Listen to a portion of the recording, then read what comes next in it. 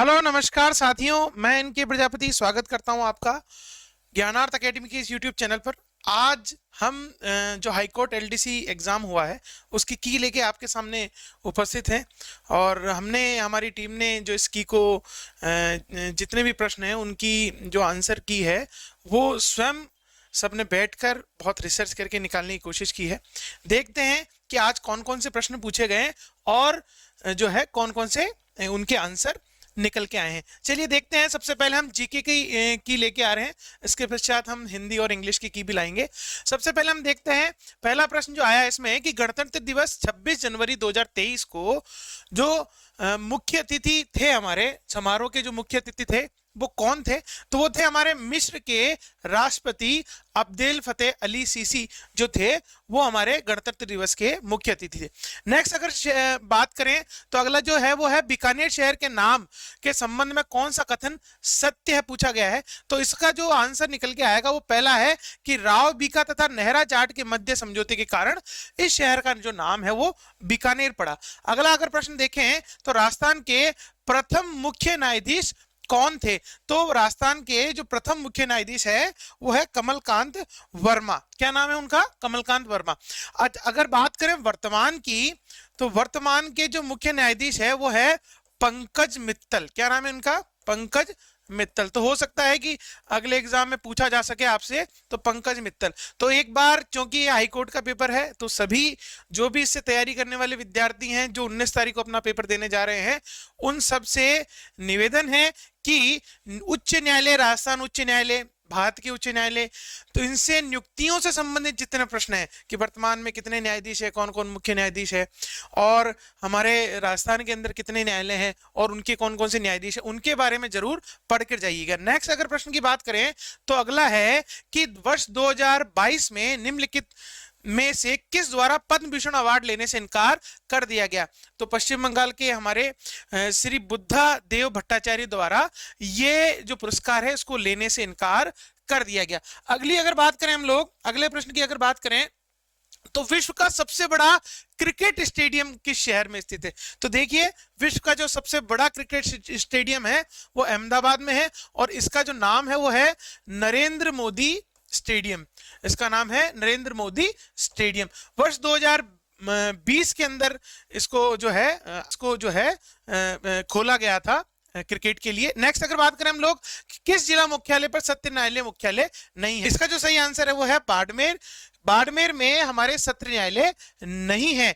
इसका जो सत्र न्यायालय वो लगता है बालोतरा। क्या लगता है? बालोतरा। और बालोतरा जो है वो जोधपुर में आता है। तो इसका जो मुख्य जो सत्र न्यायालय, जिला न्यायालय है वो बालोतरा में खोला। चलिए नेक्स्ट देखते हैं हम लोग। अगला जो प्रश्न है वो हमारा ये निकल के आ रहा है कि लड़ाकू विमान सुखोई उड़ाने वाली प्रथम महिला पायलट कौन है? तो कौन है? तो इसका जो सही आंसर आएगा वो आएगा अवनी चतुर्वेदी। देखिए, अवनी लेखरा जो है अभी हाल ही में जो हमारा तृतीय श्रेणी अध्यापक भर्ती परीक्षा हुई थी उसमें पहले जो लेवल फर्स्ट वाला पेपर था उसकी पहले पेपर में ये पूछा गया था अवनी लेखरा कौन है। तो ये हमारे शूटिंग से संबंधित खिलाड़ी है जिन्होंने 2 पदक जीते हैं। नेक्स्ट हम देखें तो इसमें सरला ठारवाल जो है ये वह महिला है जो प्रथम महिला पायलट है, हमारे भारत की प्रथम महिला पायलट है ये।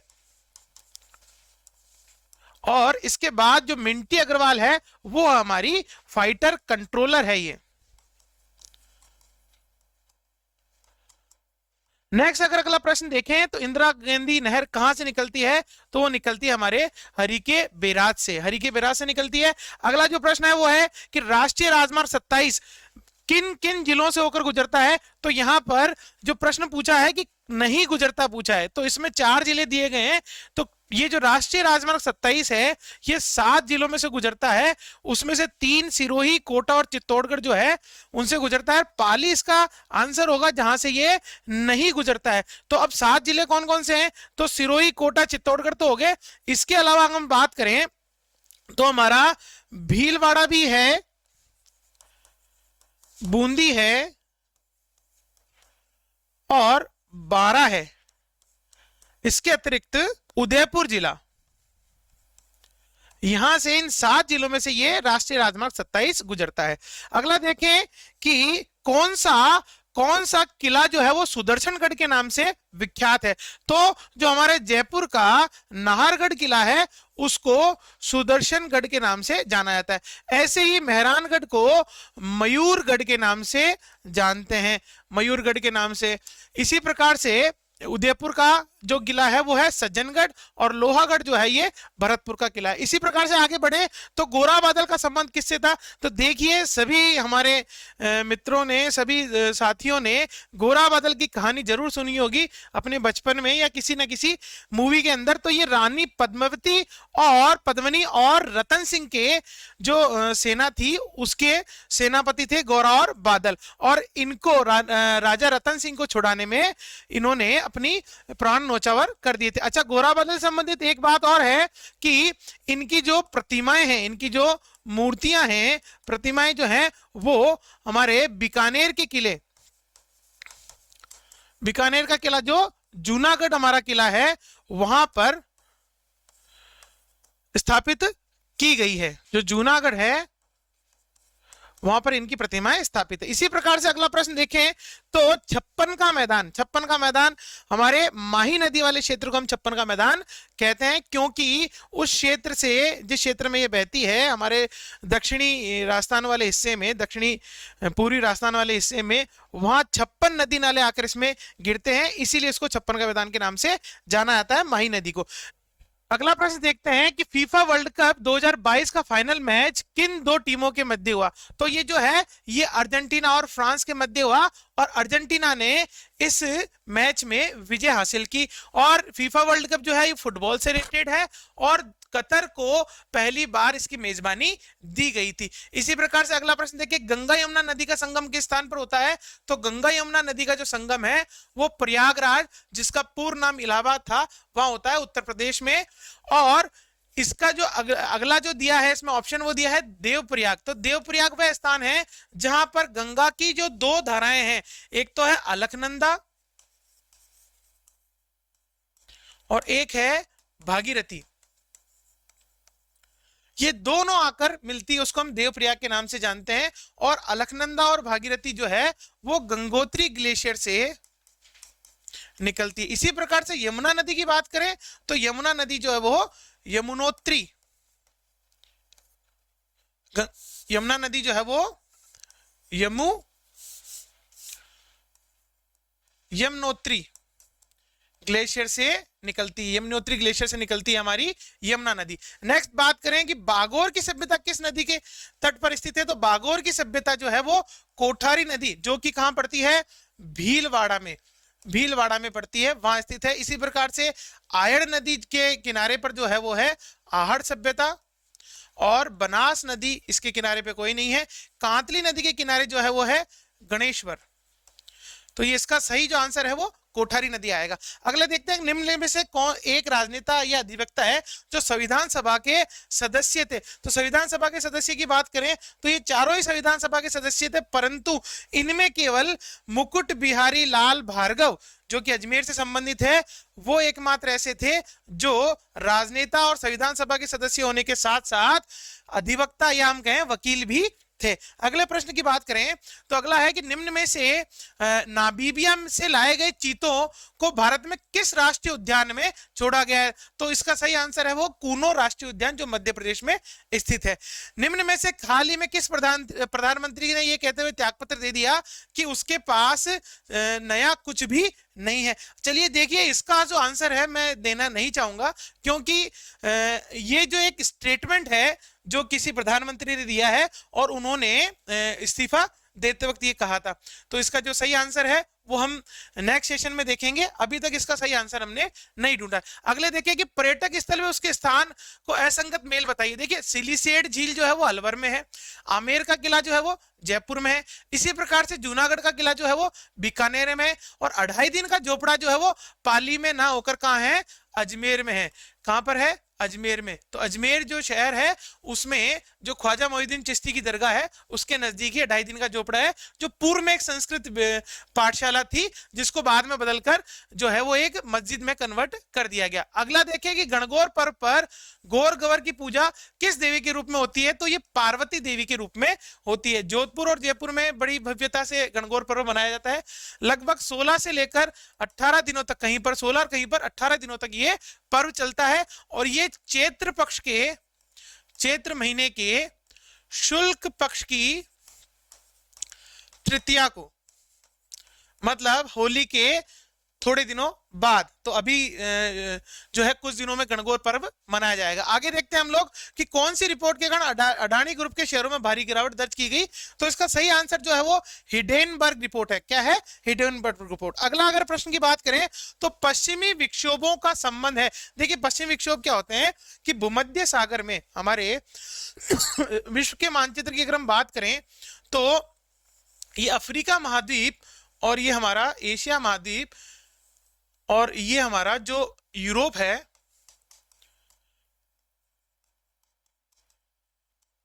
अफ्रीका, एशिया और यूरोप जो है, अफ्रीका और एशिया के बीच में एक महासागर है जिसका नाम है भूमध्य सागर। ये जो लैंडलॉक सागर है इसको हम भूमध्य सागर के नाम से जानते हैं। और यहां पर जो आने वाले चक्रवात है जिसके कारण हमारे राजस्थान और उसके आसपास के क्षेत्र में, भारत के उत्तरी क्षेत्र में सर्दियों में वर्षा होती है, उसको हम पश्चिमी विक्षोभ के नाम से जानते हैं। तो इसको हम पश्चिमी विक्षोभ जो है वो हमारे भूमध्य सागर से संबंधित है। अगला है कि माउंट एवरेस्ट को नेपाल में किस नाम से जाना जाता है? 11वीं कक्षा की अगर आप एनसीईआरटी उठा के देखेंगे तो उसमें सीधा सीधा जो आंसर दिया गया है कि माउंट एवरेस्ट को नेपाल में सागर माथा के नाम से जानते हैं। इसके अलावा तिब्बत में इसको चोमुंग गेलुआ के नाम से भी जानते हैं तिब्बत में, और नेपाल में इसको सागर माथा के नाम से जानते हैं। अगले प्रश्न की बात करें कि दिनांक 28 जनवरी 2023 को भारतीय सेना के कौन से 2 विमान दुर्घटनाग्रस्त हो गए थे? तो भारतीय सेना के एक तो सुखोई 30 और मिराज 200 जो मुरैना है, मुरैना जो स्थान है वहां पर दुर्घटनाग्रस्त हो गए थे। अगली बात करें कि मेवाड़ पर्यटन परिपथ से संबंधित पर्यटन स्थल नहीं है। तो देखिए कुंभलगढ़, नाथद्वारा, डूंगरपुर, ये तीनों जो है ये मेवाड़ जो सर्किल बनाया गया, पर्यटन सर्किल बनाया गया उससे संबंधित है। केवल जो हमारा माउंट आबू है, वो इससे संबंधित नहीं है। माउंट आबू जो है वो इससे संबंधित नहीं है। इसी प्रकार से बात करें कि नाटो के वर्तमान महासचिव कौन है? तो नाटो के वर्तमान महासचिव जो है जेंस स्टोल्टन है, जिनको 2022 में नाटो के सेक्रेटरी पद से नवाजा गया था। अगली प्रश्न की बात करें 127वें प्रश्न की कि भारत में पासपोर्ट सेवाओं से संबंधित पंजीकरण, आवेदन और भुगतान के लिए कौन सा ऐप? तो वो एम पासपोर्ट सेवा ऐप लॉन्च किया गया है। इसी प्रकार से निम्न में से भारत में कपास के उत्पादक शीर्ष राज्य कौन कौन से हैं? तो वर्तमान में जो कपास का प्रथम उत्पादक या हम कहें सर्वाधिक उत्पादन जो है वो गुजरात में होता है। फिर उसके बाद द्वितीय स्थान पर जो है हमारा महाराष्ट्र आता है, तृतीय स्थान पर तेलंगाना है और चौथे स्थान पर हमारा राजस्थान है। तो ये हमने क्रम बता दिया है कि भारत में सर्वाधिक जो कपास है वो गुजरात में उपजाऊ की जा रही है। नेक्स्ट हम बात करें कि किस जिले में लाल लोमी मृदा पाई जाती है? देखिए लाल लोमी मृदा जो है वो उदयपुर, डूंगरपुर, बांसवाड़ा, ये जो हमारे जिले हैं इनमें मिलती है मुख्यतः। इसकी विशेषता यह है कि ये जो है इसके जो कण हैं वो मोटे होते हैं और ये पानी को जो है वो लॉक कर लेती है। और इसमें जो है कपास, मक्का, चावल और गेहूं की पैदावार बहुत अधिक मात्रा में होती है। अगली बात करें कि बंधन एक्सप्रेस या मैत्री एक्सप्रेस जो है वो किन 2 देशों के बीच में या भारत के अलावा किस देश के साथ चलाई गई है? तो वो बांग्लादेश के साथ चलाई गई है, भारत और बांग्लादेश के मध्य। इसी प्रकार से बात करें कि कौन से राज्य में मालवा का पठार का फैलाव नहीं है? तो हम देखें कि मालवा के पठार का जो फैलाव है वो हमारे कहां नहीं है। अगर इसको भारत के मैप के अनुसार हम देखें तो देखिए ये हमारा भारत है और इस भारत के इस हिस्से में ये मालवा का पठार आता है। तो मुख्यतः ये राजस्थान के दक्षिणी पूर्वी हिस्से के अलावा गुजरात के पूर्वी हिस्से, इसके अतिरिक्त मध्य प्रदेश वाले हिस्से के इस वाले पार्ट को हम मालवा के नाम से जानते हैं, मालवा के नाम से जानते हैं। तो मध्य प्रदेश, राजस्थान और गुजरात जो इसका सही आंसर है, और महाराष्ट्र जो है वो इससे संबंधित नहीं है। तो इसका इस प्रश्न का जो आंसर है वो निकल के आएगा हमारे सामने महाराष्ट्र। अगले अगर प्रश्न की बात करें, 32वें प्रश्न की बात करें, तो 32वां प्रश्न जो है, 132वां प्रश्न जो है वो ये है कि निम्न में से कौन से स्वतंत्रता सेनानी राजस्थान से संबंधित नहीं थे। देखिए 1857 की क्रांति जब हम पढ़ते हैं तो केसरी सिंह बारावट और विजय सिंह पथिक जो है वो हमारे राजस्थान के महत्वपूर्ण हम कहें स्वतंत्रता सेनानियों में से एक है, तो ये दोनों ही संबंधित है। इसी प्रकार से गणेश लाल व्यास जो है जो प्रजामंडल आंदोलन से संबंधित हमारे राजस्थान के एक स्वतंत्रता सेनानी है। तो इसका जो सही आंसर आएगा वो आएगा गणेश शंकर विद्यार्थी। ये यूपी से संबंधित स्वतंत्रता सेनानी है, तो ये हमारे राजस्थान से संबंधित स्वतंत्रता सेनानी नहीं है। इसी प्रकार से अगले प्रश्न की बात करें कि राजस्थान में वर्तमान में राज्यसभा के सदस्य कौन है।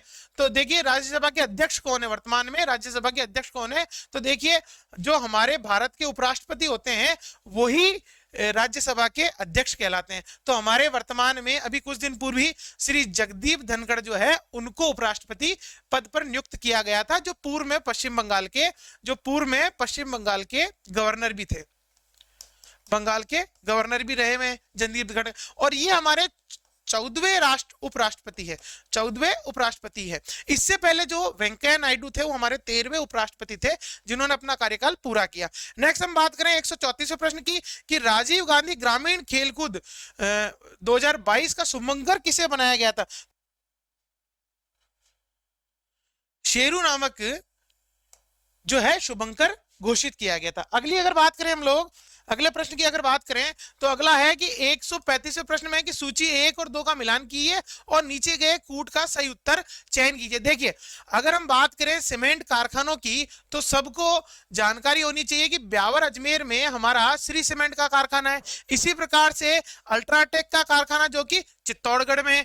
इसी प्रकार से जेके सीमेंट का जो कारखाना है वो सिरोही में है, और एसीसी सीमेंट जो सबसे पुराने कारखानों में से एक है वो बूंदी लाखेरी में है। तो इसका जो सही आंसर निकल के आता है वो तीसरा, ए के साथ मिलेगा घे, बे के साथ मिलेगा गे, से के साथ मिलेगा के और दे के साथ मिलेगा खे। तो इसका सही आंसर है हमारा तीसरा। इसी प्रकार से अगला प्रश्न है 136वां कि मुगल गार्डन का नाम अमृत उद्यान रखा गया है, ये कहां पर स्थित है। तो राष्ट्रपति भवन हमारे जो दिल्ली में रायसीना पहाड़ी पर स्थित राष्ट्रपति भवन है उसके जो गार्डन है उसको मुगल गार्डन के नाम से जाना जाता था, जिसका अब नया नाम अमृत उद्यान रख दिया गया। तो राष्ट्रपति गार्डन इसका सही आंसर, राष्ट्रपति भवन जो है इसका सही आंसर होगा।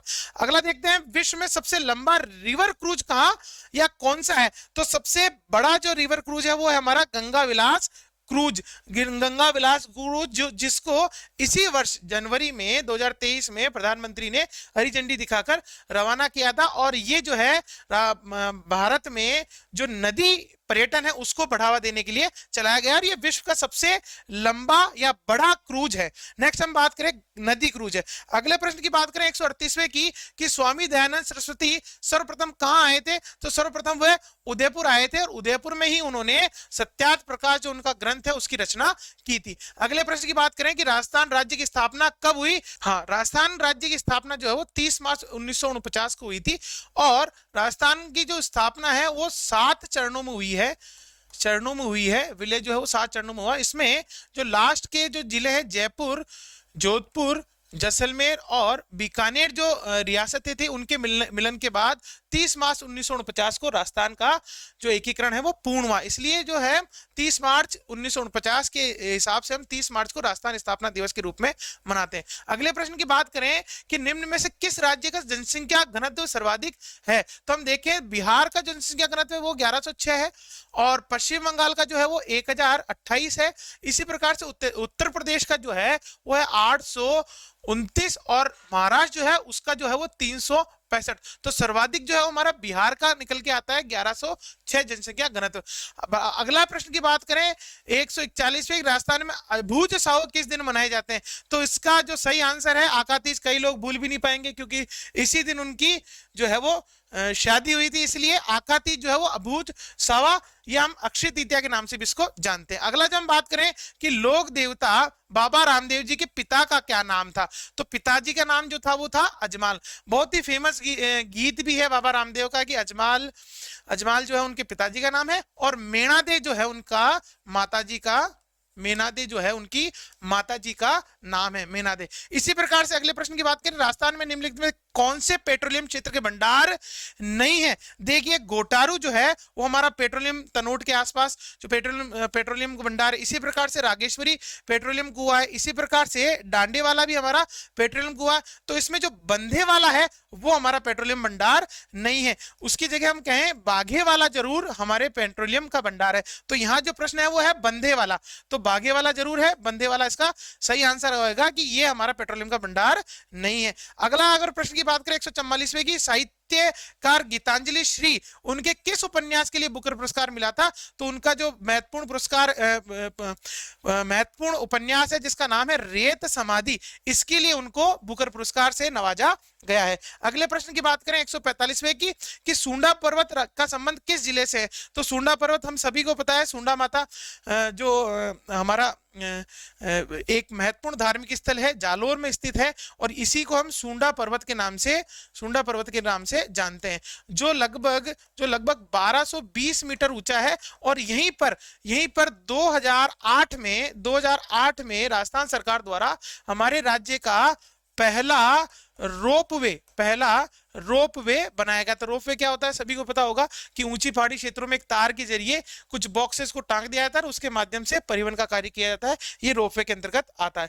अगले प्रश्न की बात करें तो किस किले की प्रशंसा में यह दोहा प्रसिद्ध है कि गढ़ दिल्ली, गढ़ आगरो, अधगढ़ बीकानेर, भलो चिड़ायो भाटिया, सिरेत जैसलमेर। तो देखिए इसके प्रश्न में इसका आंसर दिया गया है, ये जो है वो किला सोनारगढ़ के किले के लिए ये प्रसिद्ध जो है वो दोहा कहा गया है। सोनारगढ़ का किला जिसको हम जैसलमेर का किला भी कहते हैं, स्वर्ण किला भी इसका नाम है, इसको पश्चिम का पहरी भी कहा जाता है। सोनारगढ़ का किला जो जैसलमेर में है, और इसको गलियों का किला भी कहा जाता है क्योंकि इसमें बहुत सारी गलियां हैं, और रात्रि के समय ये जो है वो कोयले की भांति जलते हुए कोयले की भांति दूर रेगिस्तान में दिखाई देता है। वर्तमान में भारत के नियंत्रक एवं महालेखा परीक्षक कंट्रोलर ऑडिटर जनरल कौन है? तो उनका सही नाम है GC मुर्मू या गिरीश चंद्र मुर्मू। तो हमारे जो है वो है कौन है? गिरीश चंद्र मुर्मू। अगली बात करें 148 प्रश्न की कि निम्न में से कौन से क्षेत्र राजस्थान में विलय 1 नवंबर 1956 को हुआ? तो 1 नवंबर 1956 को अजमेर का विलय हुआ, और माउंट आबू जो कि सिरोही में, उसका विलय भी इसी अजमेर के साथ ही जो मेरवाड़ा स्टेट था उसका विलय हुआ। अगला हम देखें 1949, अगला प्रश्न 149, निम्न में से कौन सा जिला 4 राज्यों की सीमा को छूता है? तो देखिए यहाँ पर ये जो है ये भारत के भूगोल, हम कहें भारत में से प्रश्न पूछा गया, भारत की भूगोल, भारत की जीके में से। सवाईमाधोपुर इसमें नहीं आएगा, बांसवाड़ा इसमें नहीं आएगा, चंडीगढ़ इसमें नहीं आएगा। इसका जो सही उत्तर है वो है सोनभद्र जिला, ये 4 राज्यों की सीमाओं को छूता है। अगर इसको हम देखें, इसके जिले को देखें कि कौन कौन से राज्यों को छूता है, तो देखिए ये हमारा उत्तर प्रदेश का एक जिला है सोनभद्र, जो कि यूपी, उसके अलावा मध्य प्रदेश, झारखंड और बिहार, इन 4 राज्यों को छूता है। तो ये हमारे 4 राज्य ऐसे हैं जिनको ये सोनभद्र जिला छूता है। अगला देखिए, हाल ही में अंडमान निकोबार द्वीप समूह में 21 द्वीपों को किस नाम से, किन के नाम से इनका नामकरण किया गया था? तो इनका जो नामकरण है वो परम चक्र विजेताओं के नाम पर रखा गया है। तो ये हमारा जो प्रश्न है वो कंप्लीट हुए। 150 में 50 जीके के प्रश्न पूछे गए थे। अगर हम बात करें इस प्रश्न में, इस पेपर की, तो इसमें जो अधिकांश जो प्रश्न जो है वो करंट से उठाए गए हैं। इसके अलावा कुछ एक राजस्थान के जो खनिज पदार्थ है उनमें से प्रश्न उठाए गए हैं। इसके अतिरिक्त बात करें हम लोग तो खेल और उससे संबंधित खिलाड़ियों से संबंधित जो है, सेना से संबंधित प्रश्न भी इसमें पूछे गए। तो आप सभी से जो 19 तारीख को ये प्रश्न पत्र देने वाले हैं, उनसे ये निवेदन है कि करण से रिलेटेड जो नियुक्तियों से रिलेटेड है, चाहे वो न्यायालय की हो, चाहे वो अन्य संवैधानिक पदों या प्रशासनिक पदों की नियुक्तियां हैं, उनको जरूर पढ़कर जाएं। इसके अतिरिक्त राजस्थान के जो खनिज हैं उनको आवश्यक रूप से पढ़ के जाएं, क्योंकि खनिजों से 3-4 प्रश्न पूछे गए। इसके अलावा किलों से संबंधित प्रश्न भी इसमें पूछे गए, तो सभ्यताएं और किले भी आप पढ़कर जाएं। तो चलिए आज के लिए इतना ही। अब हम नेक्स्ट सेशन में जो है हिंदी और इंग्लिश को लेकर आएंगे।